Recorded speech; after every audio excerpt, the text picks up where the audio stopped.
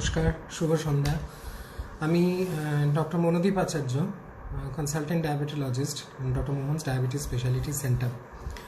আজকে world diabetes day প্রাককালে, আগামী রবিবার 14ই নভেম্বর ওয়ার্ল্ড ডায়াবেটিস ডে, তো তার প্রাককালে একটা খুব ইম্পর্ট্যান্ট টপিক নিয়ে শর্ট ডিসকাশন করতে চাই।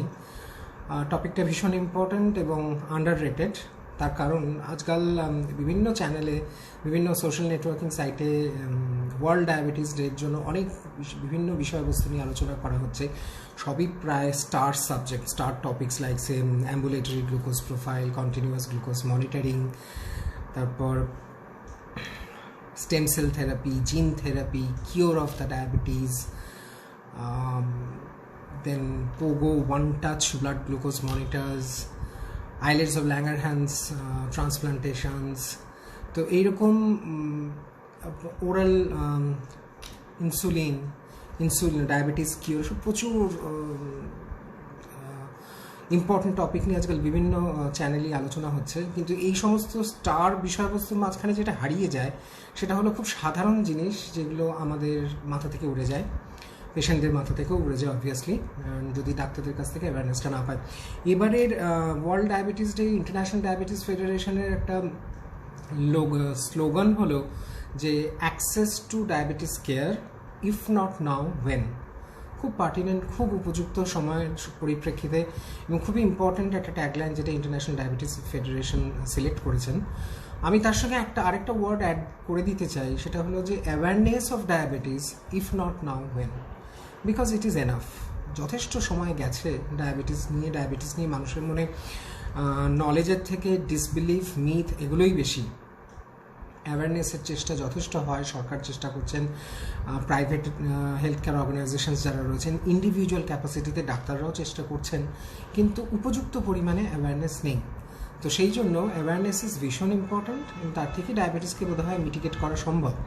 যাই হোক, আজকের যে টপিক সেটা হলো ইনফ্লুয়েঞ্জা। আমি ঠিক প্র্যাকটিক্যালি ইনফ্লুয়েঞ্জা নিয়ে খুব বেশি ডিটেল থিওরিটিক্যাল আলোচনা করতে চাই না, আমি করতে চাই ইন কনটেক্সট অফ ডায়াবেটিস। কেন ডায়াবেটিসের রুগীদের ইনফ্লুয়েঞ্জা হওয়াটা ঠিক নয়, বা হলে বিপদ কী, বা একে কী করে প্রিভেন্ট করা যায়, ইনফ্লুয়েঞ্জা হওয়া থেকে কী করে প্রিভেন্ট করা যায়। এবার এটা ইম্পর্টেন্ট এই কারণেই যে আমি যদি একটুখানি স্ট্যাটিস্টিক্স দেখি, ইউনাইটেড স্টেটস অফ আমেরিকাতে 2017-18 সালে শুধু ইনফ্লুয়েঞ্জা নিয়েই প্রায় 80,000 মানুষ মারা গেছিলেন, এবং প্রায় অ্যাপ্রক্সিমেটলি 10 লক্ষ মানুষ রুগী হসপিটালাইজড হয়েছিলেন। তো সেখানে ইনফ্লুয়েঞ্জাটা এমনই মারাত্মক আকার ধারণ করেছিল, 2017-18 সালের কথা বলছি। এবং এর মধ্যে স্ট্যাটিস্টিক্যাল অ্যানালিসিস করে দেখা গেছে যে ডায়াবেটিস রুগীদের সংখ্যা যথেষ্ট পরিমাণে বেশি।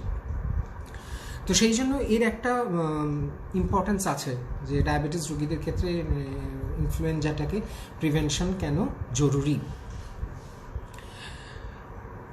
এবার একটা influenza what is influenza? Influenza হলো একটা ভাইরাল ডিজিজ, এটা একটা ভাইরাস থেকে হয়, ইনফ্লুয়েঞ্জা ভাইরাস, এবং আমরা সকলেই অল্প বিস্তর আমাদের লাইফ টাইমে ফেস করেছি ইনফ্লুয়েঞ্জা।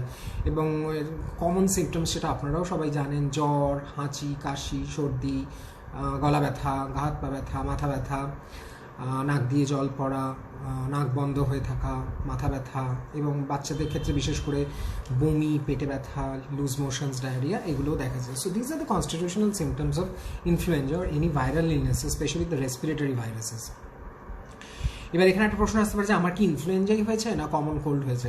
এবার দুটোই বেসিক্যালি ভাইরাস, দুটোর মধ্যে আলাদা করে সেভাবে আমরা ভাইরোলজি তো রুটিনলি করি না, চেক করি না, স্টাডি করি না, তো সেভাবে বলা মুশকিল। তবে আর্থ্রালজিয়া, যেটা শুনে বডি এক বা গাঁটে ব্যথা, এটা দেখা গেছে যে ইনফ্লুয়েঞ্জার ক্ষেত্রে একটু predominant than common cold. Virus, influenza virus দিয়ে যে আমাদের ইনফ্লুয়েঞ্জাটা হয়, তাতে আর্থ্রালজিয়া বা বডি এক বা জয়েন্ট পেন, এটা একটা প্রিডমিনেন্ট সিমটমস থাকে in comparison to common cold, but symptoms more or less দুটো ক্ষেত্রেই প্রায় সমান।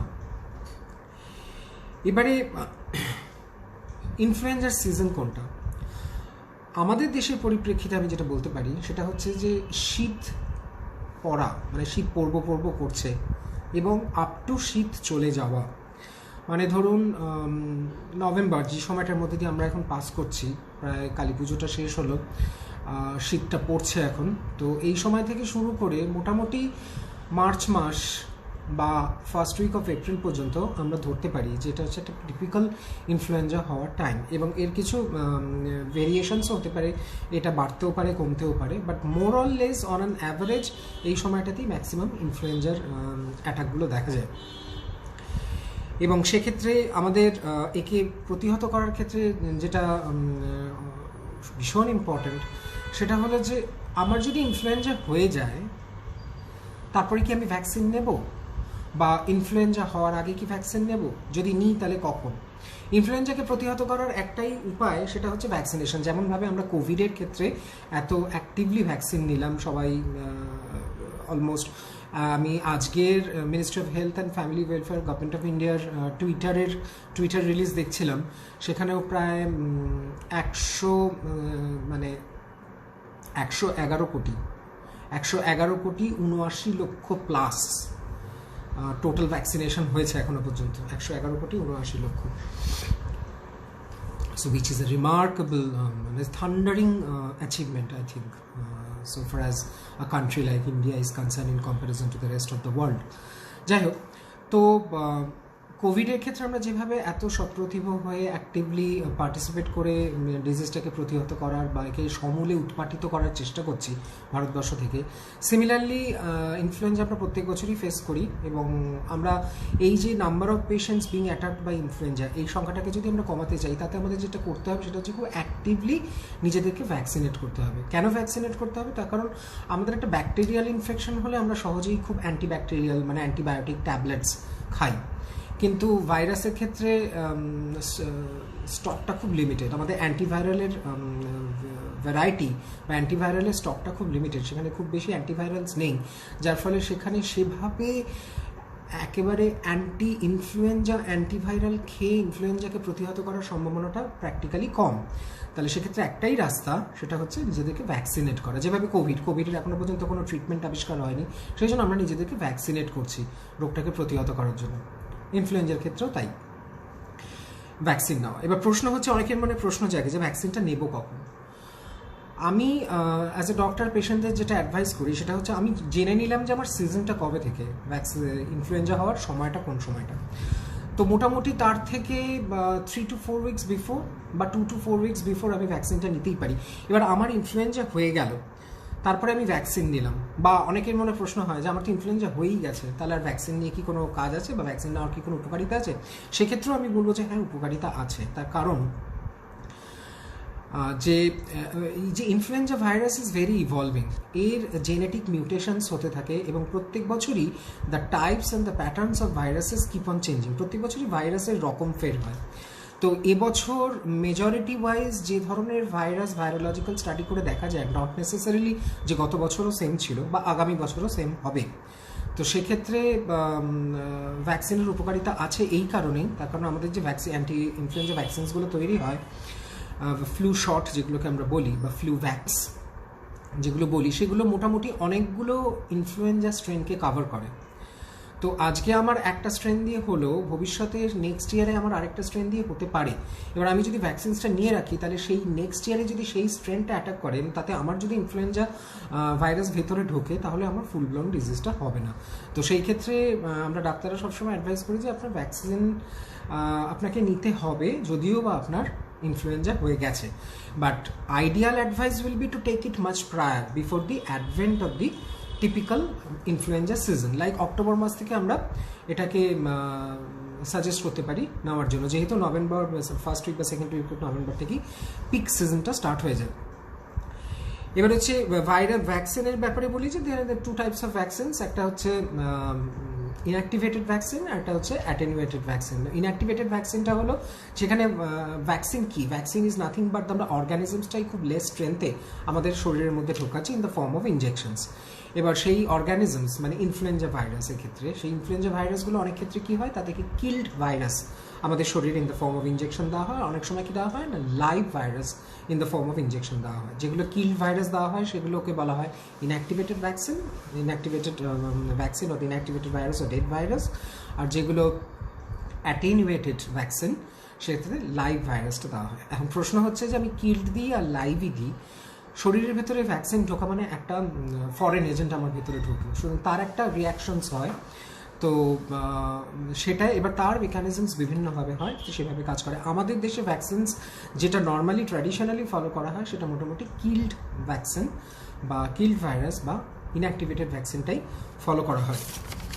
এবারে হচ্ছে যে ভ্যাকসিন নেওয়ার টাইমটা আমি বললাম, এবারে যে কবে নেব, এবং এবার ভ্যাকসিনটা নেওয়ার পরে মোটামুটি 2 উইকস মতন সময় লাগে ওর এফেক্টটাকে এক্সার্ট করার জন্য, মানে ওর যে কার্যক্ষমতাটা এক্সার্ট করবে। আমি ভ্যাকসিনটা নিলাম এবং তারপর আমাকে যে প্রোটেকশন দেওয়াটা শুরু হবে সেটা শুরু হতে মোটামুটি 2 সপ্তাহ সময় লাগে। তো সেইভাবে ক্যালকুলেট করে আমরা before the advent of the influenza season আমরা যদি ভ্যাকসিনসটা নিতে পারি, তাহলে আমরা মোটামুটি through out the season we are being protected from getting the virus, এবং এটা বছরে একবার নিলেই যথেষ্ট।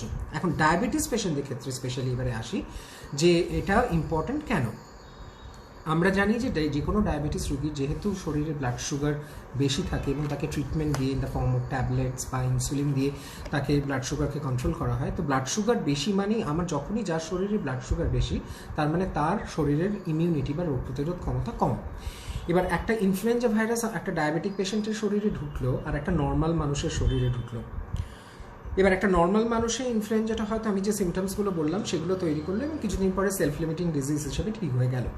কিন্তু যখন সেই ভাইরাসটা একটা ডায়াবেটিক পেশেন্টের শরীরে ঢুকলো, এবং যেহেতু ডায়াবেটিক পেশেন্টের রোগ প্রতিরোধ ক্ষমতা কম, তাহলে সেক্ষেত্রে সেই ভাইরাসটা তার শরীরে অনেক কিছু হ্যাবক, অনেক কিছু প্রবলেম ক্রিয়েট করতে পারে। নর্মালি ইনফ্লুয়েঞ্জা শরীরের ভেতরে ঢুকলে যে কমপ্লিকেশনসগুলো ডেভেলপ করে, পেশেন্টের নিউমোনিয়া হতে পারে, ব্রঙ্কাইটিস হতে পারে, সাইনোসাইটিস, গ্রসলি ইনফেক্টেড সাইনোসাইটিস, মানে সাইনাস পুরো ব্লকেজ হয়ে গেছে, হয়তো অপারেশন করে সাইনাসকে ক্লিয়ার করা হলো, সাইনাস ক্লিয়ারিং সার্জারি করা হলো বা ড্রেনেজ করা হলো, বা অটাইটিস মিডিয়া মানে কানের ইনফেকশনও হতে পারে। এখন এই ইনফেকশনগুলো খুব ড্রেডফুল। Why dreadful? একটা নর্মাল একটা ডায়াবেটিস পেশেন্টের ক্ষেত্রে আমাকে এইভাবে বিচার করতে হবে।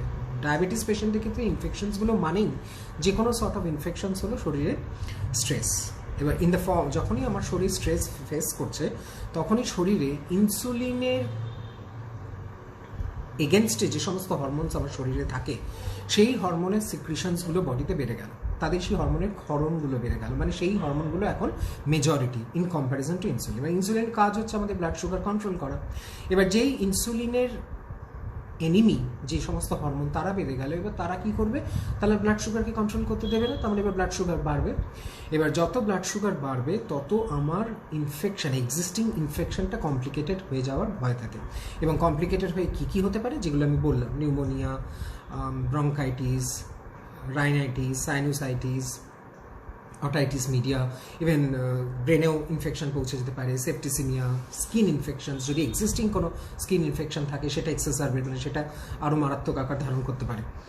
তো সেই জন্য আমাদের খুব কেয়ারফুল থাকতে হয়। স্পেশালি আমি বলবো ফর টাইপ 1 ডায়াবেটিস পেশেন্ট, তাদের যখন তারা, এবার তো আমরা জানি যে টাইপ 1 ডায়াবেটিস পেশেন্ট শরীরে কোনো ইনসুলিন তৈরি হয় না, তাদের বাইরে থেকে ইনসুলিন নিয়ে নিজেদেরকে ব্লাড সুগার কন্ট্রোল করতে হয়, এবং সেই ইনসুলিন তারা আইদার দিনে 2 বার, 3 বার বা 4 বার নেন, এবং সেইভাবে তারা ব্লাড সুগার চেক করেন এবং ইনসুলিন নেন।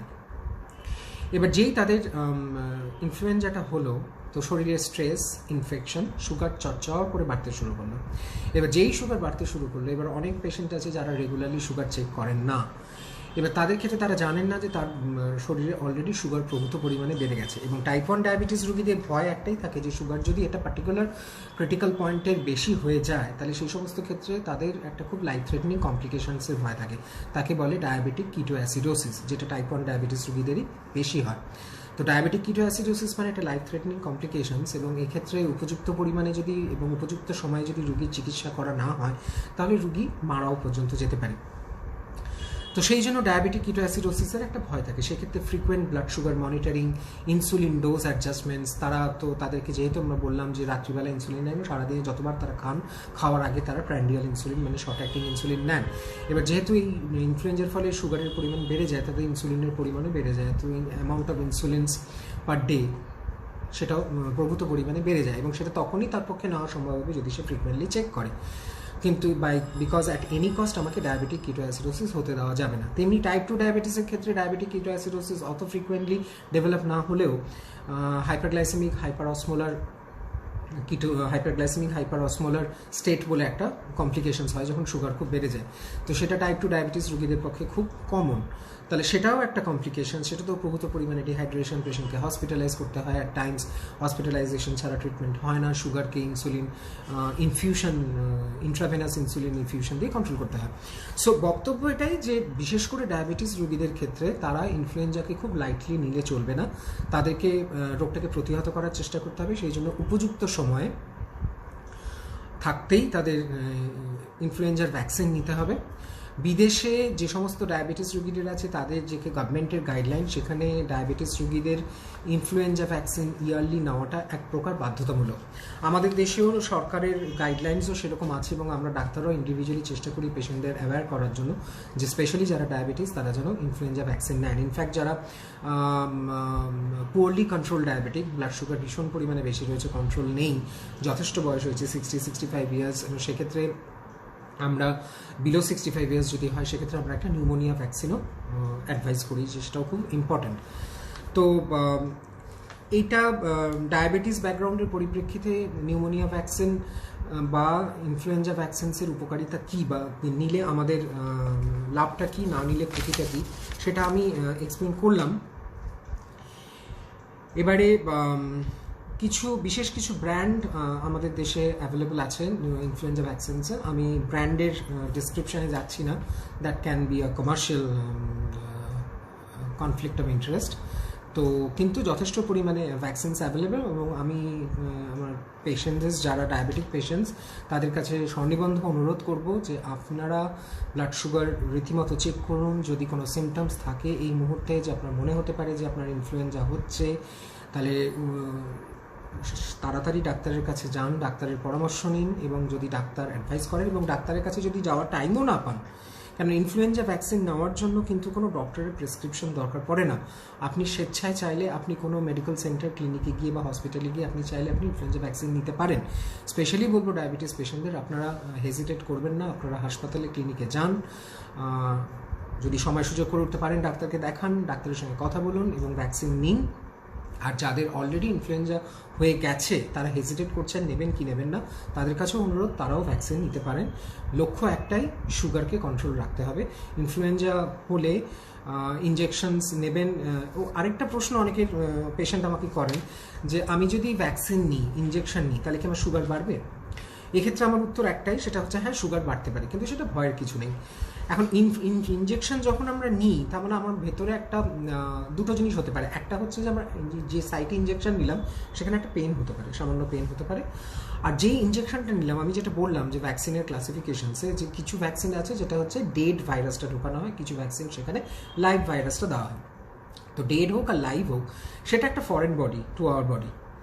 তো এই ফরেন বডিটা যখন আমাদের শরীরে ঢোকে, তখন আমার শরীরের ইমিউন সিস্টেম ওই ফরেন বডির এগেনস্টে যুদ্ধ করা শুরু করে, তখন সেটা সৈন্য সামন্তকে রেডি করে। তো এই যে রিয়াকশনটা, তাকে ইমিউনোলজিক্যাল রিয়াকশন বলা হয়। তো এই immunological reaction is also a stressful event.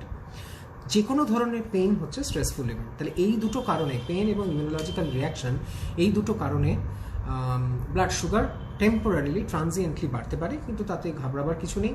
আপনি যদি ওয়েল কন্ট্রোলড আপনার গ্লাইসেমিক স্ট্যাটাস থাকে, তাহলে সেক্ষেত্রে টেম্পোরারিলি বাড়লেও তাতে খুব একটা ক্ষতি হওয়ার কথা নয়। বাট যারা টাইপ 1 ডায়াবেটিক পেশেন্ট, তারা যদি দেখেন যে সিগনিফিক্যান্ট অ্যামাউন্ট অফ সুগার বাড়ছে, সেক্ষেত্রে তাদের ডাক্তারের পরামর্শ নিয়ে ইনসুলিনের ডোজ অ্যাডজাস্টমেন্ট করা ভীষণ ইম্পর্ট্যান্ট। আই হোপ আমি ডায়াবেটিস এবং ইনফ্লুয়েঞ্জার